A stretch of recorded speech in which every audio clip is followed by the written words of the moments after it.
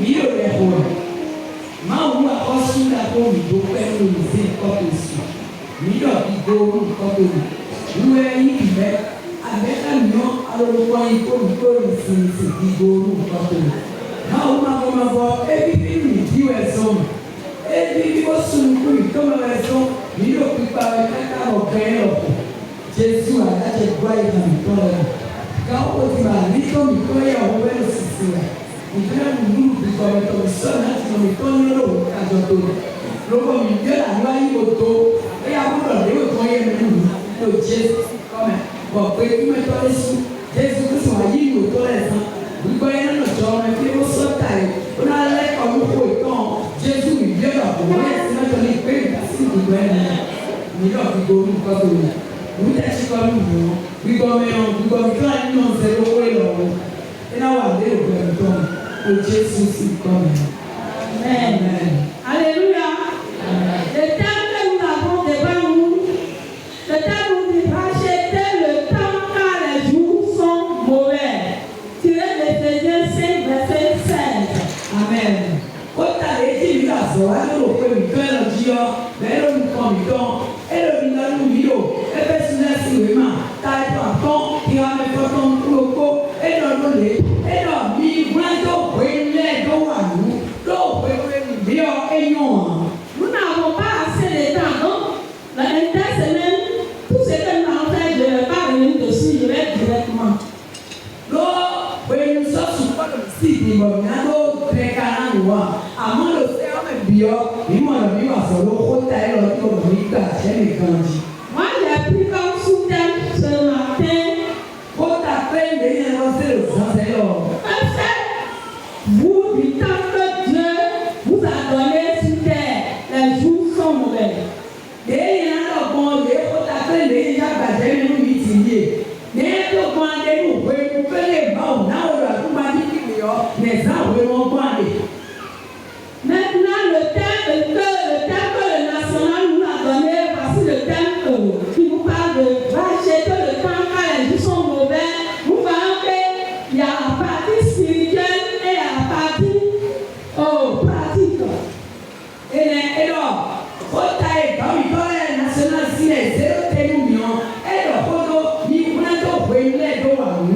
Ẹ yọ yé náà kó kó ta mi ọ kó ta ẹ lọ kó ìgbìgbọ́ mi sí àpapọ̀ mọ̀ ẹ lọ́wọ́ lọ kó wá ẹ̀yìn wò jíde sí àpapọ̀ sí. Puisque nous tous, nous sommes sur la terre, nous sommes vivants, nous comptons des heures, des jours et des mois, des années.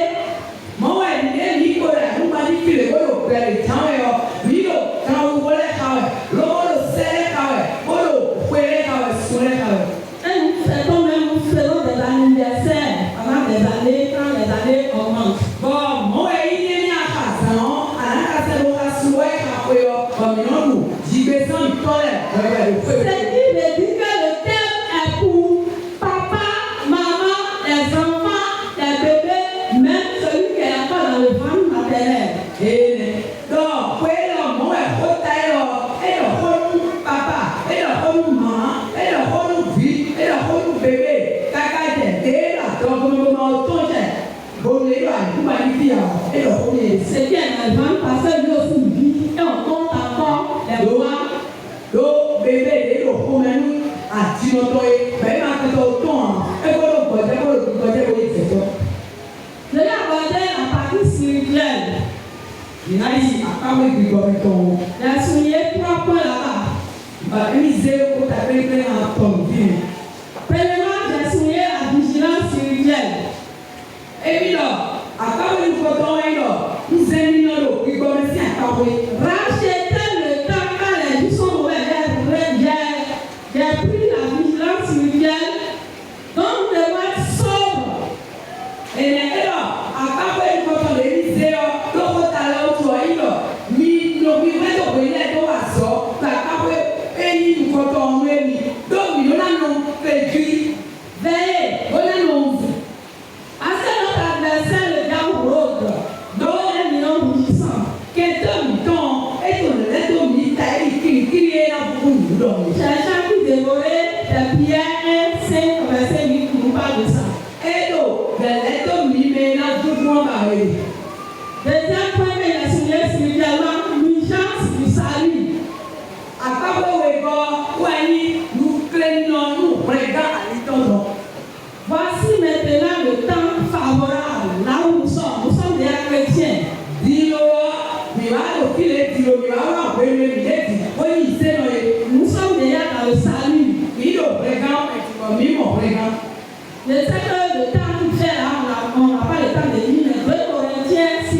verset 2 nous parle de ça. Pierre mit le Rododion et le collège sur le maman. Oui, comme maintenant, mon bonheur a le sol de 6 mois. Troisième point sur lequel j'ai souligné, c'est l'engagement actif. À part que bidon à ton bidon au fond, au nom de Christ, tout ce que ta main trouve à faire avec ta force, fais-le. Dès que tu es à la situation, bloquons la cacaco. L'homme de Dieu, il allait à l'église, faire ceci, laver les toilettes, prêcher, aller à l'évangélisation, méditer la parole de Dieu, chanter pour Dieu, il y a beaucoup de choses. On ne va pas dire ça. Quand tu es sur le bébé, par la vie, à la sapée de Goya, à la gloire de Goya, à la dimanuée, à la mort, à ça, il y a des gens qui sont à mort, c'est le bébé, à l'île pour le bidon. Tout ce que ta main trouve à faire avec ta force, fais-le, car il n'y a ni œuvre, ni pensée, ni science, ni sagesse dans le séjour des morts où tu vas. Donc, est-ce que tu es mieux à fonder ou mieux à fonder à Sunday ou when we go to pay? Donc, when you are going to be Tous ceux qui vivent sur la terre, qui comptent des jours, des heures, des jours, des mois, des semaines, même des années, attendent un jour que la mort va venir le surprendre.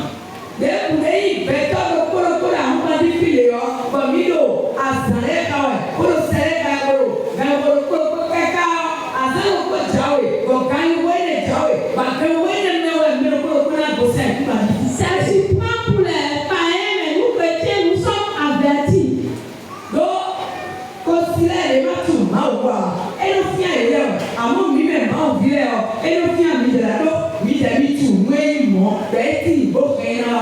C'est pourquoi l'Ecclésiaste 9, verset 10 nous interpelle que tout ce que ta main trouve à faire avec ta force, fais-le.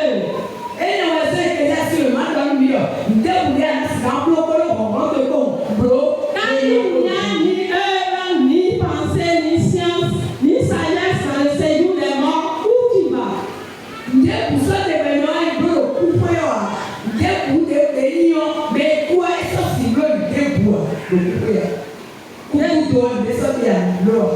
Deuxième point que j'ai souligné, partie pratique.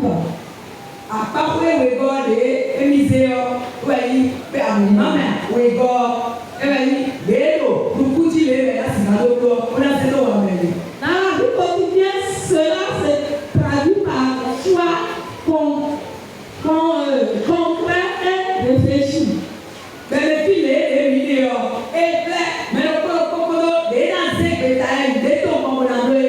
alors aussi, j'ai souligné 4 points. Bien gérer le temps.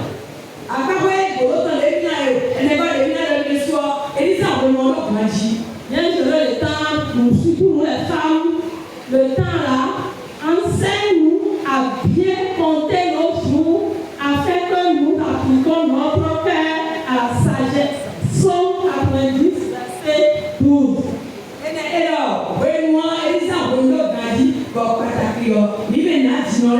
Si nous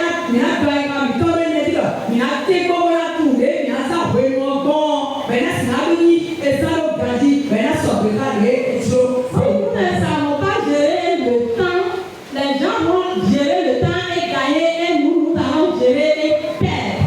C'est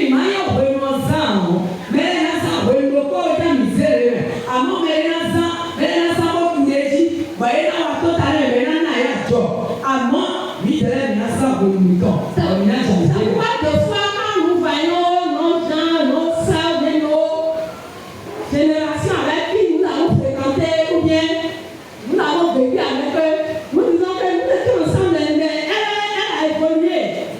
Moi, je n'étais pas. Et de fois, c'est ce que nous disons.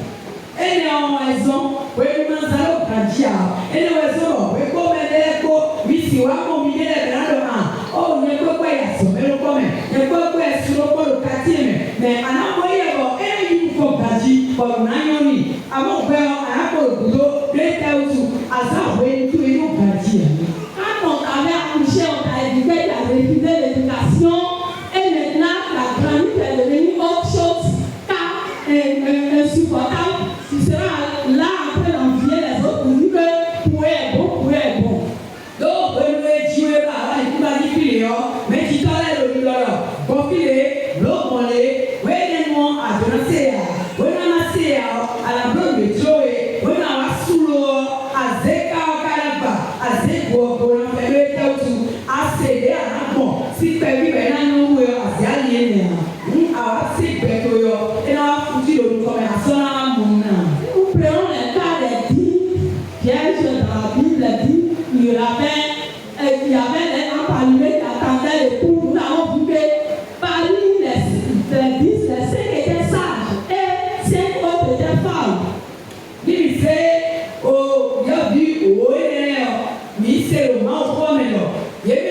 les titres nouveaux, beaucoup assis sous le temps bébé, à mon mimant, retourne nous mieux, à ton immunité, il a été lui, à ma consentive, il a été le théâtre, au rôle de Nana Boréa, et les mêmes offerts. Le monde est grand et nous sommes dedans, nous vivons avec des personnes. Donc, permettez-moi de dire, si nous vivons avec les gens, si nous sommes ensemble, après si nous nous réunissons, rentrons à nous-mêmes et réfléchissons, regardons comment elles font et réfléchissons à ce que nous faisons aussi.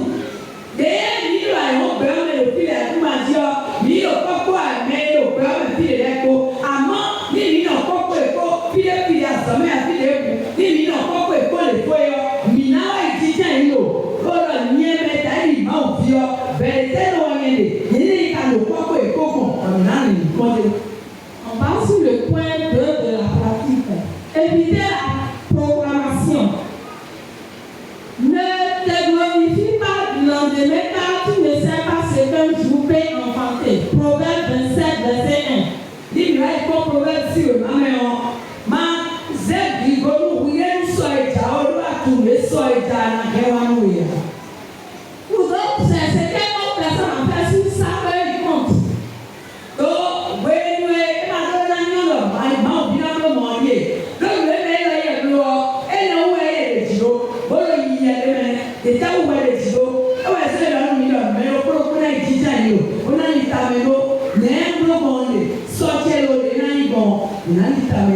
Maintenant, sur le petit 3 qui dit vivre avec un but. Vivre avec un but.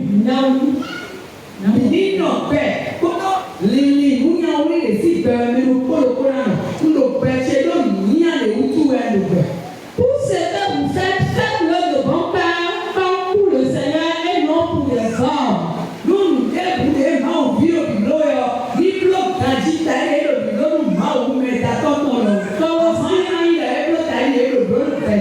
Colossiens 3, verset 23.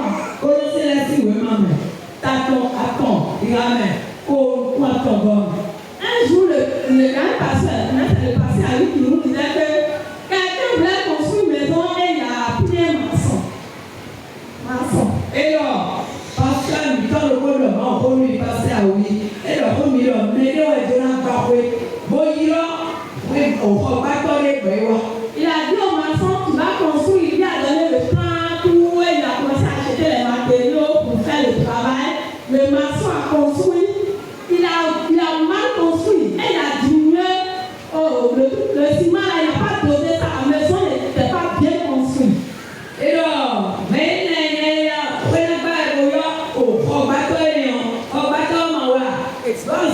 et il y a zone à moi, il y a ciment, n'a bien un nom, aussi l'homme, mais là, il y a quoi, là, il y a un dossier, on a dit à nous, et là, le rond, on a une nouvelle vie, l'eau, et pas parfois, on est dit à nous, lui, il était en train de faire du mal à celui qui lui a dit de construire, alors que la personne voulait lui donner la maison.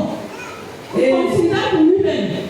Ok, disons, le gars où on dit, il y a un bon, il y a un lieu de l'or, pour lui, il y a une maçon, il y a un candidat, il y a, et le mis au mois, mais il y a une nuit à Baroni en haut, le net qui est posé au sol, le bureau d'abord, par le roi du candidat. Le roi a tout l'or, mais le roi Barrio, il n'y a pas son auto, et tout le monde. Quand il a fini de construire, le propriétaire lui a donné la clé pour dire que c'est pour toi. C'était pour toi que je venais de construire. Et maintenant qu'il a mal construit là, voici le problème que là. Et là, vous voyez, par rapport et il tombe dedans, on bloquait Granchi, et là, mon boulot là, il tombe dedans, au moment des temps. Mais par contre, on a sorti, ça vient le boulot, à au parfois, d'accord, et nous sommes là, oui, tout le temps passé, le temps, racheter le temps, les jours sont mauvais. Oui, nous l'avons eu, mais nous l'avons eu. Si vous n'êtes pas ça, ce monsieur, il va regretter ce qu'il avait fait dans le temps passé. Mais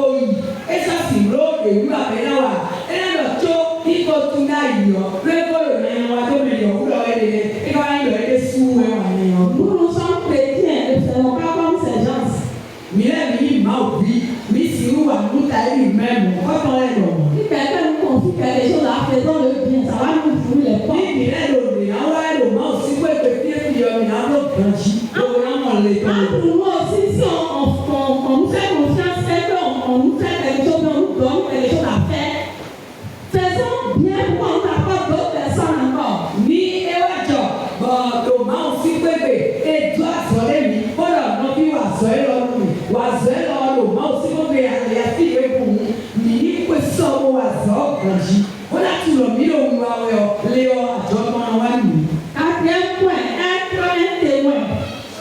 Alors, à part les bons millions, ni coup de temps, Vous êtes la lumière du monde.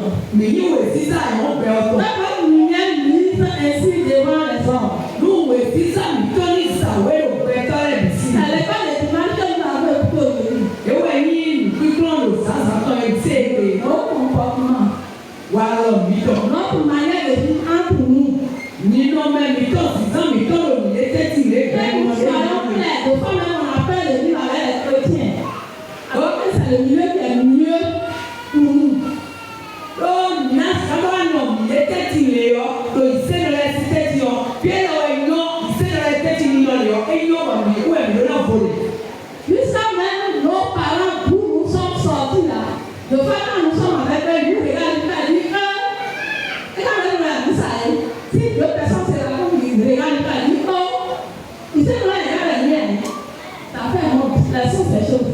Et donc, il y a un peu de chrétien, et il y a un c'est non, et là, le les sangs, et là, le même lot, mais quand il va tout mal, et là, le boucan est là, mais là, il y a le ministère, au fil de la c'est le ministère, voilà, quand il va être les sauvegardes, c'est le ministère, voilà, Rachetons le temps car les jours sont mauvais. ni on est au milieu de Et l'appel à la sagesse et à la vigilance. mais le lendemain, nous y avons mais comme c'est. Les gars, si on parle de notre vie, vivant intentionnellement, car le monde est rempli de tentations. Mi ma que mi ton buono mi lezione ai non proprio e gommolo mondo me po De distractions aussi. wena bai me ton si mucho leggi leo Et des dangers. bo eni afokuta kore ne Vous pensez ce qui se dit aujourd'hui? wena bai ka me ton ba eni e lo kikla le wena dai ka me ton si ma o ko e ma o si ben no dio e lo ko e do. Un jour, j'ai vu quelque chose sur AC national. Ndo ko ti ba mi mondo e gomu group de me emi de ba yi no le de obedient bisi apawe toko. On s'en va finir. C'est une maman qui a mis sur la AC nationale et j'ai lu. Quand j'ai entendu, j'ai mis ça sur le forum de mon village. Et là, agba no le ton national ton me we e bi mo no le bon. No mu de we se do ye kan oji ba we le se do a e bi ka ko le yo e so we ka mi do ba mi se do bu mo ba Ça parlait de homosexualité, avortement légalisé, tout ce qui pouvait être des choses qui ne sont pas bonnes. Et maintenant, les gens ont dit qu'ils vont commencer ça. Et c'était un journal qu'ils ont fait, et ils ont mis, la femme a pris, elle a mis ça pour nous informer d'être vigilants. bon e lo mi do o te la o mandele ba yi no we lo te yo bon e na se do aso ru ame o mani me do e do e na so e ni sunu na da sunu no mu na da no no e yi be na ba e da o me lo mani me na se do aso mu lo ba ni no mu mo ho e ne be e na yi ta di de no ko constatation lo wona be pe ti on e lo e si ko mo e ti o mi ní àlè dé náà wáyé ẹlọ ìjọ iná gbé kọjá lọ òun náà. Les jours sont mauvais à passer ce que ça peut les donner. ní àwọn ọ̀pọ̀lọpọ̀ mi lọ wé mi ní ọkùnrin ọwọ́ mi kàn pẹ́ ní ìdánwò mi ọ̀rẹ́. Ils ont dit que les enfants à un âge, je ne sais pas si c'est 5 ans, si quand on voit s'ils ont le désir sexuel, ils peuvent sortir avec une fille, aller se satisfaire et rentrer dans la classe. Et là, au sein de Paul et Vado, il est au plat où on voit un dior. Et on a dit que le pauvre père, il est sous, il est à son rayon. Et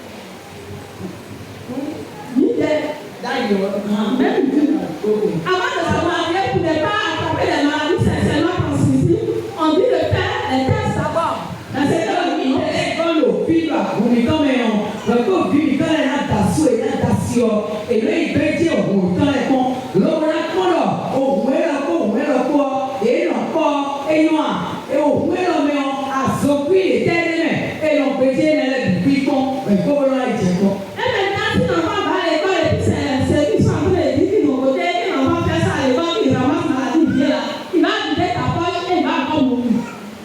Et bon, et ça, aïe, et toi, et puis, pour le dire, et là, il peut aller au monde, donc il y a pas de problème, et là, il peut me dire, donc, à ce moment, mais si tu es bien, il bravo, oui, il tombe dans la idée, le roi, il tombe dans le bloc, il a sorti, il tombe le quand on a beaucoup de l'eau, ben, on a assis là, la sounada, et toi, il attend, oui. Et là, pourquoi il dit, quoi, il a l'air coup, comme il a l'air perdu, alors que nous disons, il y a qui est une yano, il y a quoi.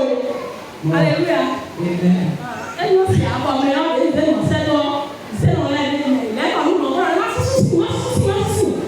ils ont dit même, quand la maman peut épouser son fils, le papa peut sortir avec sa fille. Donc, personne n'a entendu ça ici. Ils ont dit ça, ils ont mis ça sur le journal. Alléluia. Amen. Bon, écoute, il est quel est le lieu? Vous dites, non, pas parler. Comment il a été dans le roman, si c'est le gars, pas de Jésus qui comme un Japon. Amen. On lui a mis dans le Canada. Le Jésus qui comme. Il m'a dit, c'est à but. Et le brigand de notre famille a dit, non, c'est pour que vous sachiez et vous vous préparez pour que nous puissions éviter ces choses pour que ça ne nous arrive. Le brigand qui est sur le forum a commencé à dire, ce n'est pas de passer, mais écouter et prendre conscience. Elle a démisé, nous, quand on démisé, avec mon bon signe, mais non, elle est levée, comme les manos, c'est quoi? Et puis c'est l'eau, le taureau est aussi au groupe armé. Mais là, et d'ailleurs, c'est ça de même. Et il y a sous c'est là, il sous le nez, il y a, et là, les noirs, dis on met le problème, mais là, le fil de l'eau, et oh, et il y a sous c'est si pour le MBA. Non, puis, quand c'est comme on m'a dit, mon bon, aïe, la mi-temps, il notait, l'eau, il va, nous, puis, le bon, quand on te voit, il y a un animal, à voir, quand on met au. Amen. On va à la conclusion maintenant pour dire, nous allons lire Proverbe 2, verset 4. On va savoir ce qu'il va nous dire. Bien, le Proverbe de Nahado, Proverbe si vous m'entendez, il y a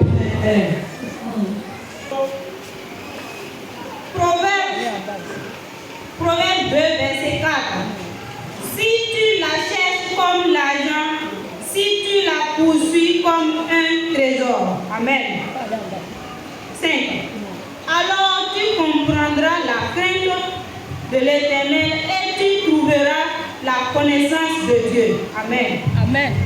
Ba tamedi bo akweto nyakweto tokuno enyo anamo muje nuenyi sisi onu mawu mafo me bona mo muje le eno fun mawu koen. Amen. Amen. La vie que nous vivons, c'est Dieu qui nous l'a prêté.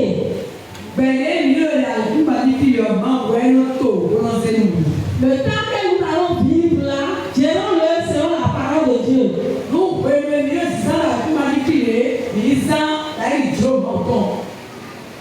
Le Jean verset 9, chapitre 9, verset 4 et 5 nous parle de quelque chose. C'est là où nous allons finir. Jean 9, verset 4 à 5. Donc, rachetons le temps. Racheter le temps, c'est connaître la valeur spirituelle de chaque instant. C'est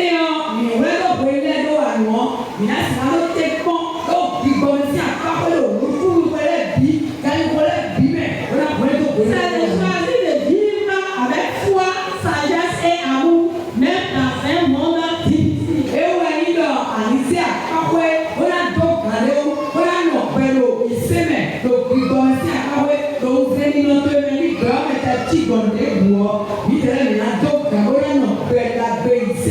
Amen. Amen. Alléluia. On a ainsi fini, on va s'élever. Chacun va penser au thème qui dit racheter le temps car les vies sont mauvaises. Nous allons prier remettre nos jours qui restent dans la main de Dieu qui gère ça avec nous.